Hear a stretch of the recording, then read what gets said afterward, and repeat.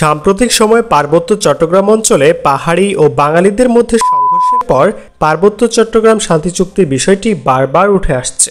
পাহাড়ে শান্তি বজায় রাখার জন্য এই চুক্তি করা হলেও সেখানে আজও অস্থিরতা বিদ্যমান।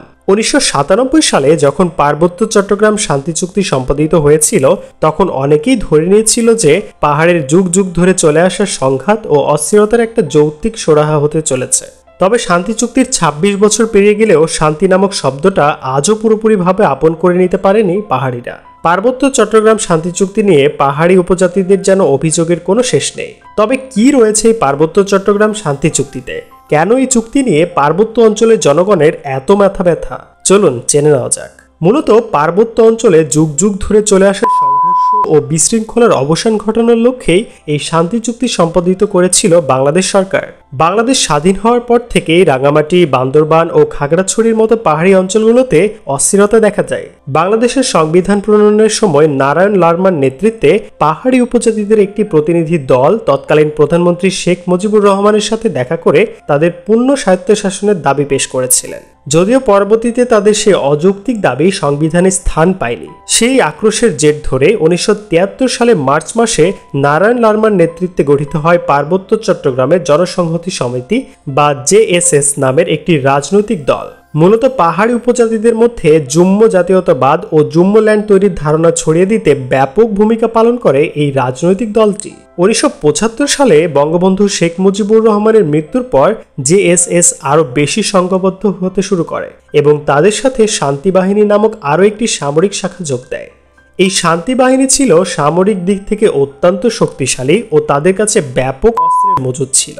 এরপর থেকে জেএসএস ও শান্তি বাহিনী মিলে পাহাড়ে অবৈধ প্রভাব খাটানো শুরু করে। 1977 সালে তারা বাংলাদেশ সেনাবাহিনীর একটি সাজানো বহরের ওপর অতর্কিত হামলা চালায় এবং সেই হামলার পর থেকেই পাহাড়ের সন্ত্রাসীদের বিরুদ্ধে বাংলাদেশ সেনাবাহিনীর শুদ্ধি অভিযানে নামে।